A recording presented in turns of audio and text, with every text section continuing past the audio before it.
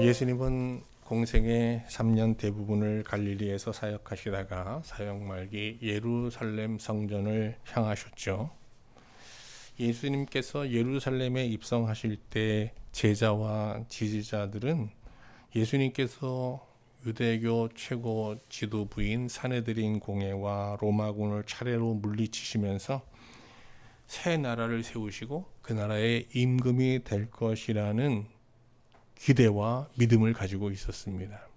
그러니 예수님이 예루살렘에 입성하실 때 그들이 얼마나 기뻤겠어요. 얼마나 흥분됐겠어요. 특히 그들은 예수님이 예루살렘의 왕이 되시면 예루살렘에서 에스겔이 예언한 대로 예루살렘에서 이제 평화의 샘이 터져서 그 평화의 샘이 강이 되고 시내가 되고 강이 되어서 온 세상의 분쟁과 전쟁을 잠재우며 진정한 평화의 시대가 열릴 것이라는 기대도 갖고 있었죠. 이에 그들은 예수님 예루살렘을 향해 들어오시는 예수님을 보며 호산나를 외치면서 예수님을 평화의 왕으로 추앙하며 환영했던 것입니다.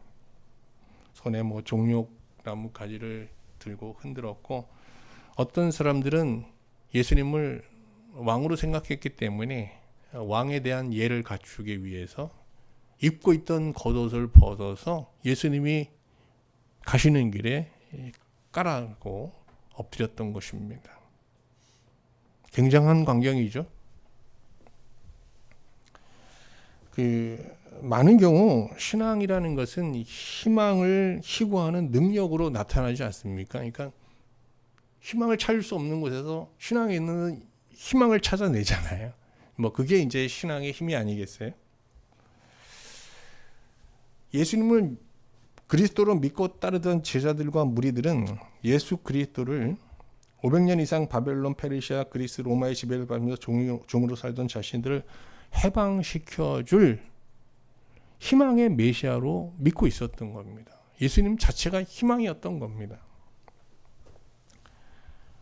그러나 자신을 희망의 메시아로 추앙하며 영접하는 이 제자와 무리들에 대한 예수님의 반응은 아주 냉담하셨어요. 오히려 예수님은 화려하고 웅장한 예루살렘을 향해 들어가시면서 슬퍼하시며 눈물까지 흘리셨어요.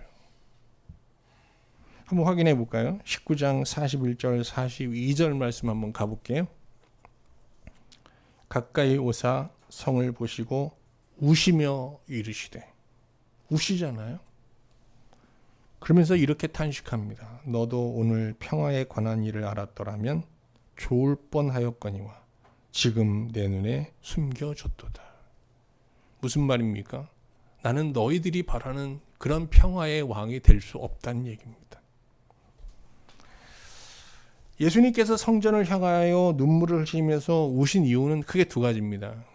하나는 이 화려하고 웅장한 성전에 하나님이 계시지 않은 거예요. 대신 어떻게 해요? 하나님의 진노와 심판만이 가득한 거예요. 또 하나 예수님이 우신 이유가 있어요. 지금 자신을 믿고 따르는 제자와 무리들은 예수님을 새 이스라엘의 왕으로 추앙하면서 평화를 구하고 있잖아요. 근데 성전 멸망과 함께 가까운 미래에 그들의 희망이 완전히 짓밟히는 그런 패망의 미래를 예수님께서 바라보고 계셨기 때문에 그들의 환영에도 불구하고 예수님은 슬퍼하시며 눈물 흘리며 우시고 계시는 것이죠.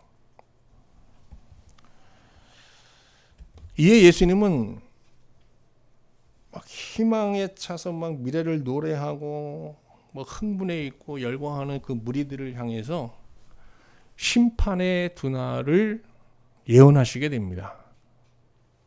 한번 볼까요? 19장 44절. 또 너와 및 그 가운데 있는 내 자식들을 땅에 메어 치며 돌 하나도 돌 위에 남기지 아니하리니 이는 내가 보살핌을 받는 날을 알지 못함을 인함이니라. 너희들은 지금 이 예루살렘에서 내가 왕이 되어서 이 예루살렘을 중심으로 세상을 다 구원하기를 원하지만 그런 일은 일어나지 않는다는 거예요. 지금 이 너희들이 보고 있는 이 화려한 성전은 하나님의 심판을 받아 돌 위에 돌 하나도 남지 않고 멸망하게 될 거다라는 성전 멸망을 예언하셨고요. 또 하나 보살핌을 받는 날을 알지 못한다 그랬는데 또 하나의 심판의 날을 경고하신 거예요. 거기 보세요. 보살핌을 받는 날에 각 줄을 보면 뭐라고 되어 있어요? 밑에 심판이라고 되어 있잖아요. 이 심판은 성전 심판을 얘기하는 게 아니라 세상에 대한 하나님의 심판날, 종말을 말하는 겁니다.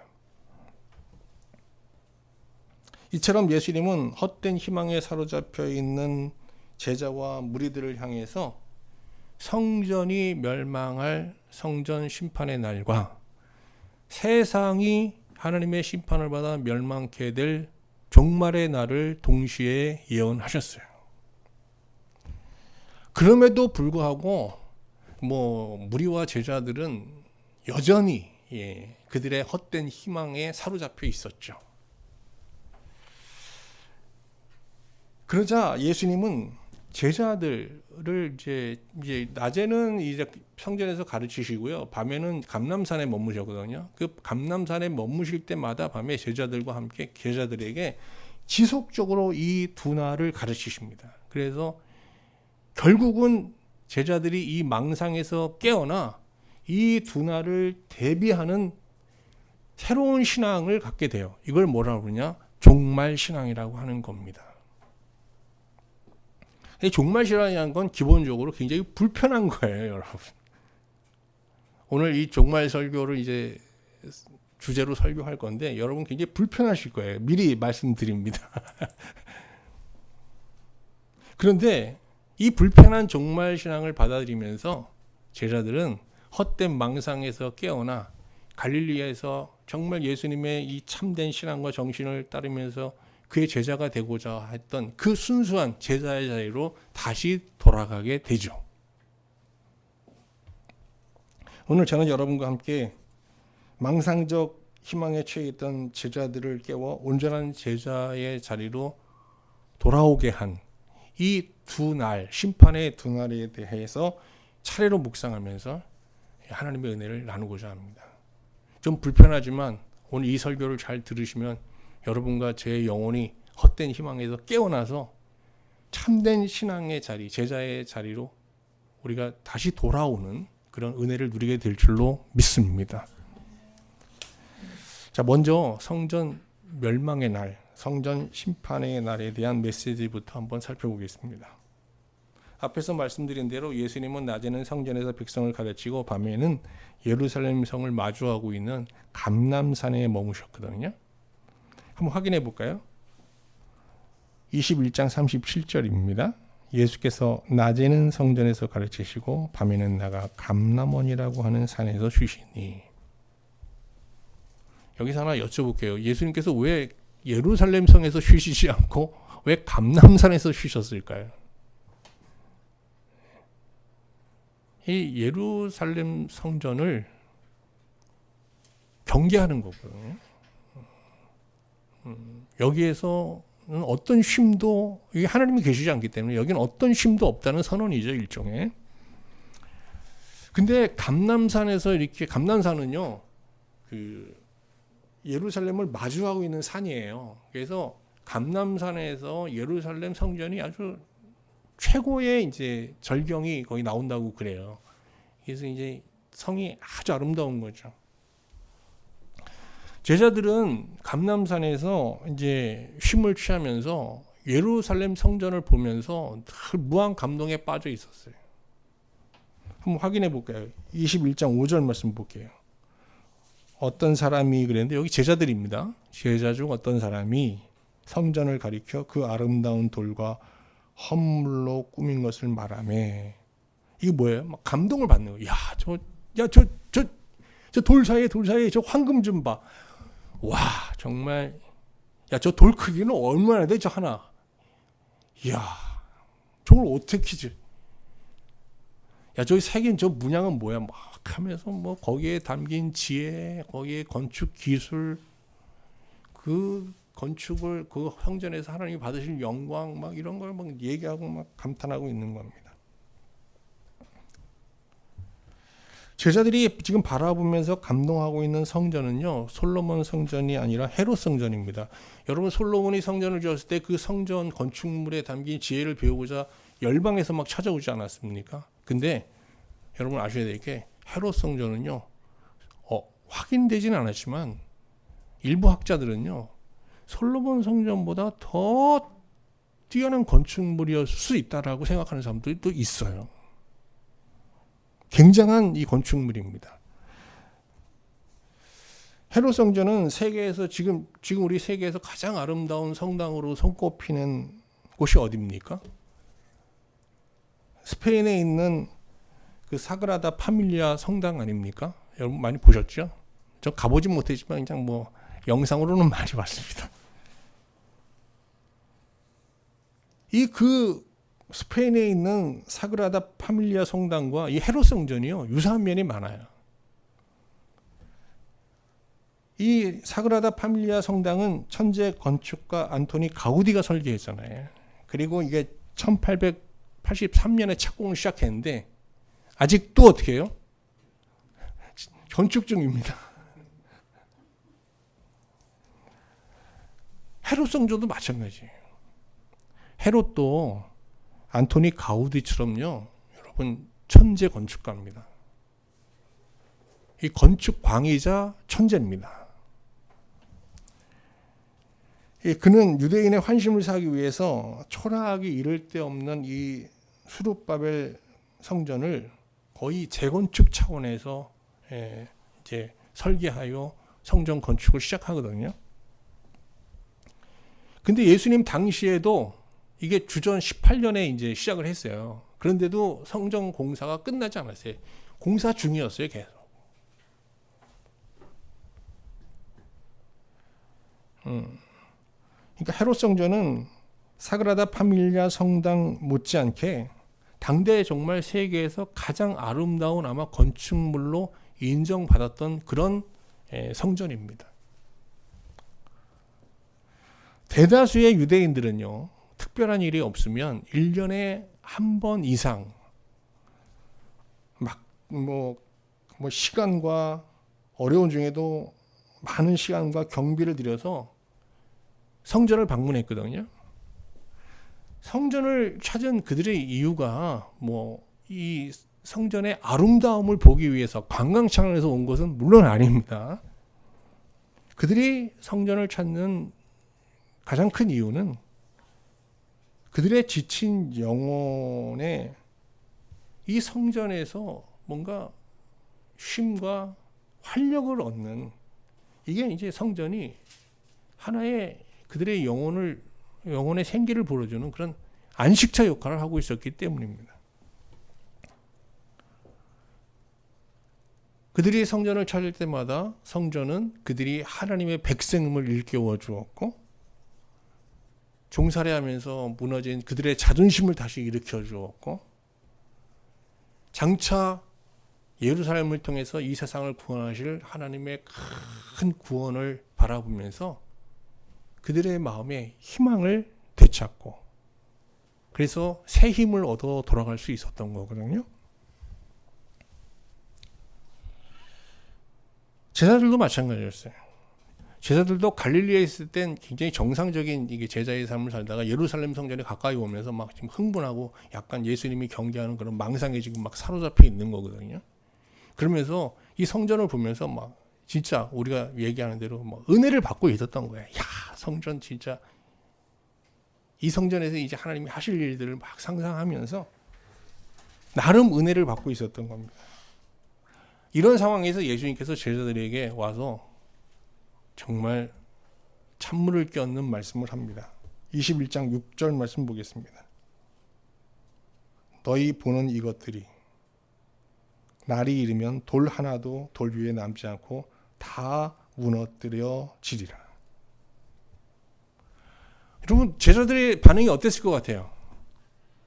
지금 막 분위기 좋습니다. 막 은혜롭고 예루살렘 성전 보면서 막 여러 가지 얘기를 하는데 와가지고 야 이제 니들이 보고 지금 감동하는 저 성전 이제 가까운 미래에 정말 돌 위에 돌 하나도 없이 다 무너질 거야.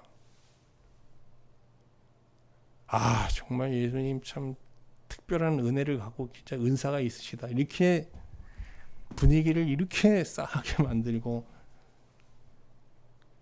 이 제자들이 웅성웅성하며 예수님에 대한 불만을 막 표출했을 것 같아요.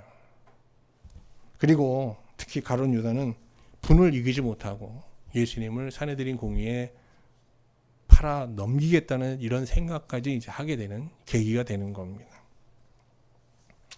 아무튼 예수님의 이 예언대로 헤롯 성전은 주후 63년 완공되었지만 완공된 지 7년도 채 되지 않은 때 주후 70년이죠. 디도 장군에 의해서 완전히 파괴됩니다. 여러분 가면 이게 이제 66년에 그 예루살렘에서 반란이 일어난 겁니다. 그래서 유대 전쟁이 일어난 거죠. 로마군이 이제 이걸 진압하러 왔는데 예루살렘 성을 이게 난공불락의 성이잖아요. 이게 쉽게 정복하지 못해요. 그래서 많은 이제 군사력의 소모가 있고 시간이 지체되면서 이제 로마군이 아주 분이 그냥 머리끝까지 달했죠. 그래서 결국은 디도에 의해서 이 성전이 이제 멸망하게 되는데 여기서 이제 법계마 이런 걸 다 끌고 내려온 게 이제 로마의 다 이제 유산이 되어서 그 건축 기술을 통해서 이제 뭐 콜로세움이나 이런 게 이제 만들어졌다고 생각하는 겁니다. 아무튼 주 70년 예수님의 예언대로 예루살렘 성전은 로마의 디도 장군에 의해서 완전히 정복당하고 정말 돌 위에 돌 하나도 남지 않고 다 완전히 파괴되었습니다. 이게 완전히 파괴된 게 돌과 돌 사이에 헤롯이 금을 집어넣었다고 그래요. 그래서 이게 지금 황금성이었거든요. 그 로마군한테 그 황금을 그냥 가져가게 하기 때문에 정말 그 돌 하나의 돌도 남기지 않고 그 사이에 이제 금을 가져가기 위해서 다 이제 완전히 파쇄했던 것이죠. 이 얘기를 쫙 듣고 있을 때 한 제자가 물어봅니다. 예수님, 근데 그 성전이 멸망한다는 그날은 도대체 언제며 그런 이 성전이 멸망할 때 어떤 징조가 있어야 우리가 알지 않겠습니까? 그 징조는 무엇입니까? 라고 묻습니다. 21장 7절입니다. 그들이 물어 이르되 선생님이여 그러면 어느 때에 이런 일이 있겠사오며 이런 일이 일어나려 할 때에 무슨 징조가 있사오리까 묻는데 여러분 여기서 잘 아셔야 돼요. 이 유대인들은요 성전 중심의 세계관을 갖고 있어요. 성전이 멸망한다는 건 그들의 생각에는 뭔가 하면 세상이 멸망하는 거예요. 그래서 이게 성전 멸망의 날과 세상 멸망의 날이 어떻게 해요? 동일한 날로 생각하는 거예요. 그러니까 이 질문은 이중적인 의미를 짓고 있는 거예요. 예수님 지금 예루살렘 성전 멸망을 얘기했는데 그건 곧 세상이 멸망한다는 얘기 아닙니까? 그럼 세상의 종말은 언제 오는 거며 그 종말의 징조는 무엇입니까? 라는 물음이에요. 실제로 마태복음에는 제자들이 이렇게 묻는 것으로 되어 있어요. 마태복음 24장 3절 말씀 한번 볼게요. 잘 들어보세요. 예수께서 감람산 위에 앉으셨을 때에 제자들이 조용히 와서 이르되 그러잖아요. 우리에게 이르소서. 보세요. 어느 때에 이런 일이 있겠사오며 또 주의 임하심과 세상 끝에는 무슨 징조가 있으리까? 라고 묻죠. 그러니까 뭐예요? 성전 멸망과 어떻게 해요? 세상 멸망, 종말을 어떻게 해요? 동일한 날로 지금 보고 있는 거예요.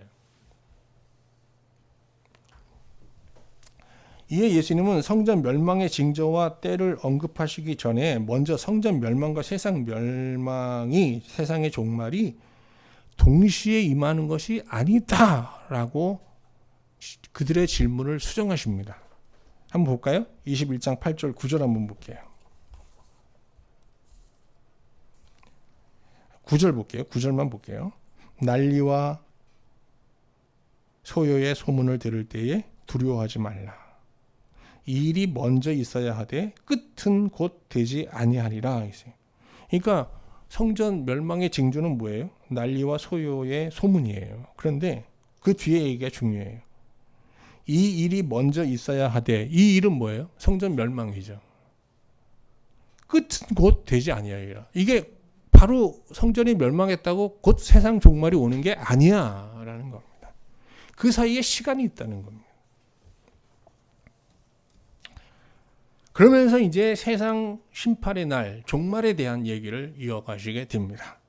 자, 그러면 지금부터 이제 성전 심판의 날 이후에 올 세상 심판의 날, 즉 종말에 대해서 살펴보도록 하겠습니다. 그런데 성전 심판의 날과 세상 심판의 날, 종말이 완전히 무관한 것은 아닙니다. 연관성이 있긴 있어요. 이스라엘은 이미 성전 멸망의 경험을 갖고 있습니다. 언제요? 솔로몬 성전이 주전 587년에 바빌론에 의해서 멸망했잖아요. 그런데 예수님은 지금 다시 이제 헤롯이 지은 이 성전이 로마군에 의해서 다시 멸망할 것을 예언하고 계시는 겁니다.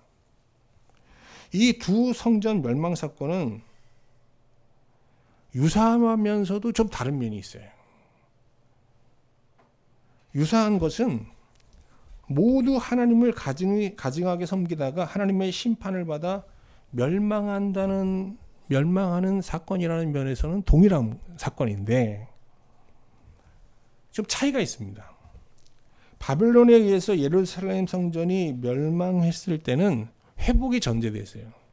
야, 너희들이 바벨론에 의해서 성전이 다 이제 멸망할 거야. 그러나 너희들이 바빌론에서 이 포로 생활에서 다시금 나를 믿는 참된 신앙으로 회복하고 그랬을 때 다시 너희들이 돌아가서 어떻게 그 성전을 재건하게 될 것이다라고 하면서 회복이 전제된 이제 멸망을 예언하셨던 거거든요. 근데 이 로마에 의한 예루살렘 성전 멸망은 회복이 불가능한 최후 심판의 성격을 갖고 있어요. 회복이 안 되는 거로 되어 있어요.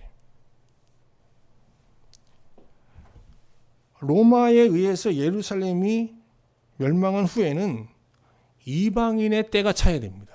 이방인의 때가 차면은 어떻게 되냐? 하늘에서 새 예루살렘이 옵니다. 이 지금 있는 예루살렘에서 회복되는 게 아니라 전혀 다른 차원의 새 예루살렘이 와서 이 세상의 심판이 되고 하나님 나라가 임하게 되는 겁니다. 그때 인자는 구름을 타고 능력과 큰 영광으로 다시 재림하시게 되죠. 이때 신자들은 머리를 들고 주를 영접하며 완전한 하나님의 나라, 즉 새 예루살렘에 예수님과 함께 입성하게 되는 것입니다. 한번 확인해 볼까요? 21장 28절입니다. 그때는 언제냐? 세상 종말의 날입니다. 그때에 사람들이 인자가 구름을 타고 능력과 큰 영광으로 오는 것을 보리라. 이런 일이 되기를 시작하거든 일어나 머리를 들라. 너희 속량이 가까웠느니라 하시더라. 그런데 이날은 우리 믿는 자들에게는 뭐 우리가 속량받고 보살핌을 받는 날이지만 믿지 않는 자들에게는 멸망의 날이 되는 것이죠. 이날 우주적 재앙이 일어나게 되는데 뭐 사람은 놀라 기절하며 혹은 죽음을 맞게 됩니다. 이어 예수님은 무화과나무 비유를 말씀하시면서 제자들이 이 종말을 대비하며 사는 지혜로운 종말 신앙에 대해서 이제 말씀하시게 됩니다.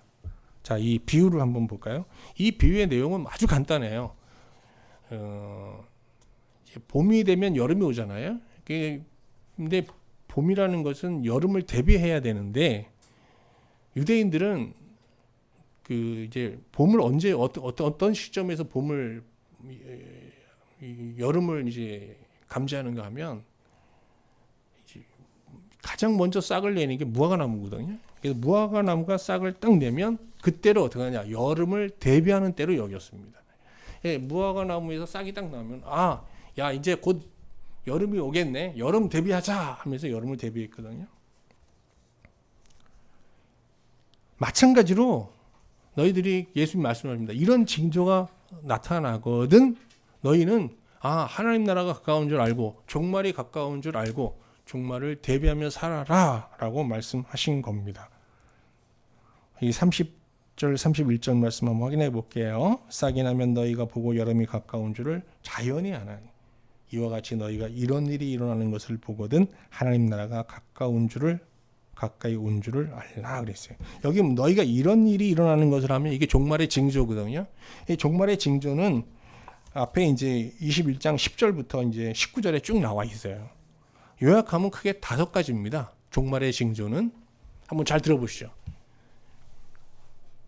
종말이 가까웠을 때는 먼저 거짓 메시아와 거짓 선지자가 등장합니다. 그리고 민족과 민족, 나라와 나라 사이에 전쟁이 일어납니다.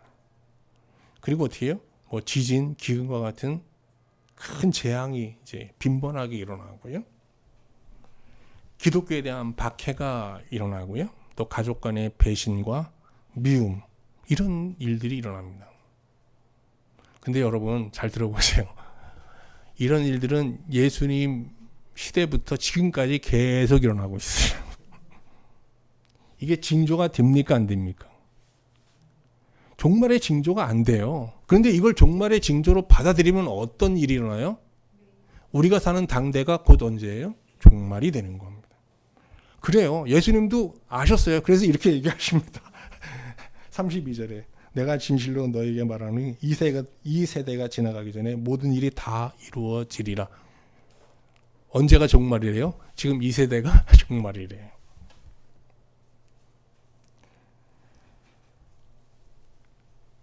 이처럼 종말은 영적으로 깨어있는 자들에게는 언제나 당대, 즉 현재가 되는 겁니다. 종말이 근데 현재가 되잖아요. 이게 실존이 되잖아요. 그럼 어떻게 되냐? 참 놀라운 일이에요. 하나님 나라도 어떻게 해요? 현재가 되는 겁니다. 이해가 되시죠? 종말과 하나님 나라는 붙어 있잖아요. 그러면 종말을 현재로 여기면 어떻게 되는 거예요? 하나님 나라도 어떻게 해요? 현재가 되는 거예요. 중요한 것은 세상의 종말이 오기까지 예수님의 말씀이 결코 없어지지 않는다는 겁니다. 21장 33절 볼게요. 천지가 없어지겠으나 내 말은 없어지지 아니하여. 이 말은 왜 했냐? 종말을 대비하는 가장 좋은 말은 말씀 앞에서 자신을 계속 비추어 보는 거예요. 그죠? 이게 최선이거든요. 이어 예수님께서는 종말에 대비하는 보다 구체적인 삶을 이제 말씀하시는데요. 34절 말씀, 아주 중요한 말씀이에요. 같이 한번 볼까요? 너희는 스스로 조심하라. 제가 이 화물기를 하면서 제일 많이 듣는 말이 뭔지 아세요? 기다리세요 라는 거 하고요. 또 하나는 서로 우리 기사들끼리 하는 말이 조심하자. 오늘도 안전운전하자. 조심하자 이거거든요. 왜 조심해야 되죠? 볼까요? 그렇지 않으면 방탕함과 술 취함과 생활의 염려로 마음이 둔하여지고 뜻밖의 그날이 덕과 같이 너희에게 임하리라. 잘 보세요. 말씀 앞에 나를 돌아보면서 매일매일 주님 앞에 설 때 하나님의 심판날 앞에 내가 부끄러움을 당하지 않게 늘 자기를 돌아보지 않으면 어떤 일이 일어나요? 방탕함에 빠지게 됩니다. 그리고 어떻게 해요? 술 취함에 빠지게 되고 생활의 염려에 우리의 영적 감각이 둔해지게 된다는 겁니다. 그러면 어떻게 돼요? 종말의 날 멸망하게 된다는 겁니다. 자, 여기서 잘 보면요. 조금 더 이 술 취함, 방탕함, 생활의 염려 요거에 대해서 조금 생각해 볼게요. 술 취함은 여러분 뭐 금주를 얘기하는 거라고 볼 수도 있겠지만 뭐 우리 신자 중에서도 이렇게 술 한두 잔씩 맥주 한두 잔씩 하시는 분들이 있는데 뭐 그거가 잘못됐다. 그거는 종말을 대비하는 삶이 아니다. 이렇게 얘기하기 좀 어렵습니다. 여기서 술 취함은 죄 많은 세상의 유혹에 빠져드는 것을 은유적으로 표현한 말씀입니다. 세상의 즐거움에 창념하는 삶의 자세, 태도 이런 걸 말하는 거죠. 그렇다고 여러분 막 술을 취해서 사시면 안 됩니다. 예. 술 권장하는 거 절대 아닙니다. 근데 제가 이런 얘기를 말씀드리는 게 막 금주하면서 세상을 너무 사랑하며 사는 사람들이 있어요. 그죠?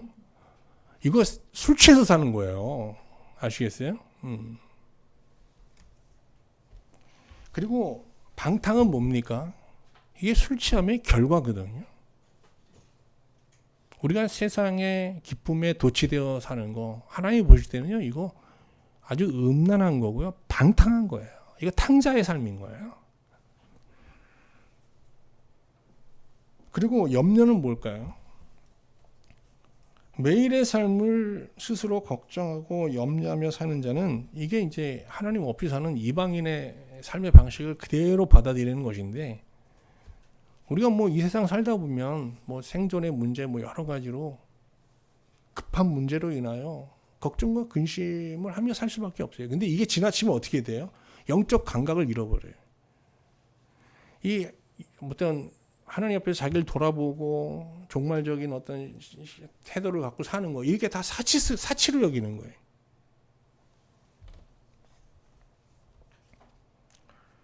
이렇게 세상의 염려와 근심 속에 빠져 사는 삶의 방식은 마음을 짓눌러 영적인 삶에 대한 관심을 소멸케 하고, 나아가 종말의 표정이, 강한 표정이 나타나도 이를 감지하지 못하게 하는, 영적으로 둔감한 상태에 우리 빠지게 하는 겁니다. 여러분, 뭐 우리 미래에 종말의 날이 있다는 거 여러분 뭐 확실하게 믿으시잖아요. 우리 미래에 가장 확실한 건 뭐예요? 내가 죽는다는 거고 하나님의 심판을 받겠다는 거. 그거보다 더 확실한 미래 사건이 뭐가 있겠어요?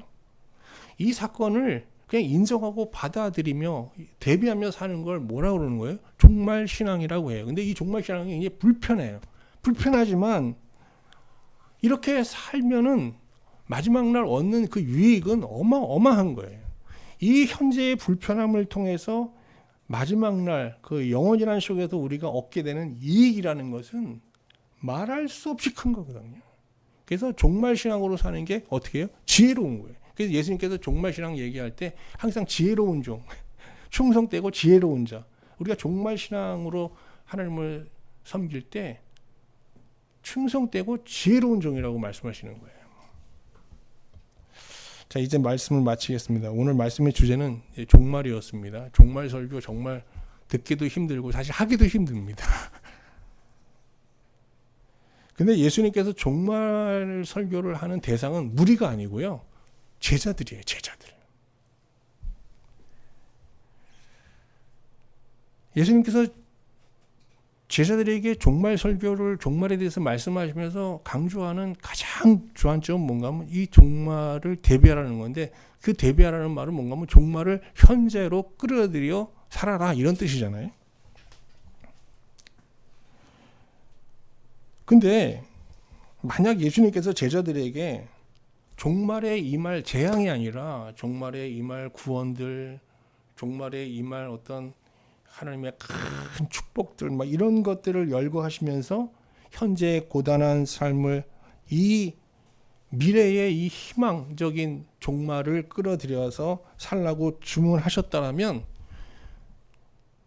얼마나 제자들이 이 종말 신앙을 기쁘게 받아들였겠어요. 이게 뭐예요? 희망적 종말 신앙이잖아요. 그런데 예수님께서 이 종말의 날을 얘기할 때 별로 희망에 대한 얘기를 별로 하지 않으셨어요. 아주 짧게 얘기하세요. 대신 뭐예요? 재앙에 초점을 맞춰서 얘기하거든요. 그러니까 어떻게 해요? 이 종말 신앙이 불편한 거예요, 우리한테.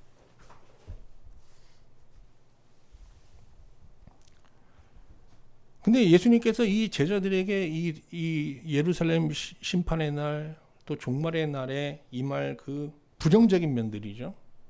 재앙적인 면, 형별적인 면을 아주 강조하면서 얘기하는 가운데 이 제자들은 희망적 종말 신앙을 버리고 대신 어떻게 해요? 좀 불편한 종말 신앙을 받아들이게 됩니다. 그런데 이걸 받아들이면서 어떻게 했어요? 이 헛된 망상에 사로잡혀 있던 제자들이 깨어나게 됩니다. 깨어나서 자기를 매일매일 부정하며 예수님을 따르는 제자 본연의 자리로 그들이 돌아갈 수 있었다는 거죠. 상당히 정신적으로 이제 건강해진 겁니다.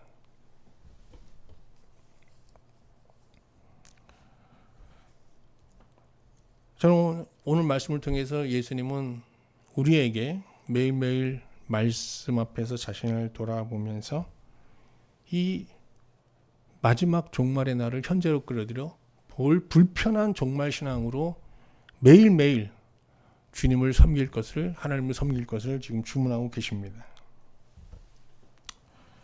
그런데 이 시대에도 신자는 매일 말씀을 묵상하며 불편한 종말을 끌어들이는 종말적 삶을 살아야 한다고 말하면 많은 사람들이 하루 살기도 급한데 장래일을 어찌할 것인가 라고 하면서 반발합니다. 이런 신앙은 먹고 사는 문제가 해결된 사람들이나 생각해 볼 수 있는 거 아니냐, 참 한가한 얘기다라고 하면서 거부하는 것이죠. 그리고 그날의 임할 진실을 묻어두고 알고자 하지도 않고 또 듣고자 하지도 않습니다. 그저 먹고 마시고 방탕하는 삶에 몰두하고 생활의 염려에 빠져서 그날에 대한 생각을 완전히 망각하고 살게 되는 겁니다. 이렇게 되면 어떻게 된다고요? 이렇게 되면 신자라도 심판의 날 멸망하게 된다는 겁니다. 여러분, 우리 한 주 동안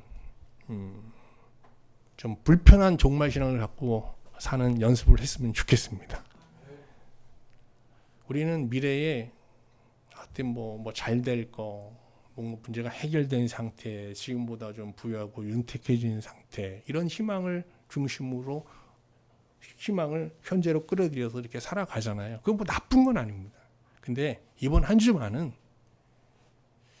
종말에 임할 그 어마어마한 재앙을 현재로 한번 끌어들여서 그날에 우리가 부끄러움을 당하지 않고 넉넉히 구원을 받을 수 있는 하루하루를 한번 살아봅시다. 그렇게 불편한 종말 신앙으로 이 한 주를 살다 보면 이런 은혜가 있어요. 불편한데 동시에 어떻게 해요? 하나님 나라, 장래에 미래에 임할 하나님의 나라를 바로 어떻게 해요? 오늘 현재 이 한 주 우리가 어쩌면 아주 가까이 경험하는 놀라운 은혜가 임하게 될지도 모르는 것이죠. 이 한 주 그렇게 하나님 나라를 가까이 누리는 한 주가 될 수 있기를 주님의 이름으로 축원합니다.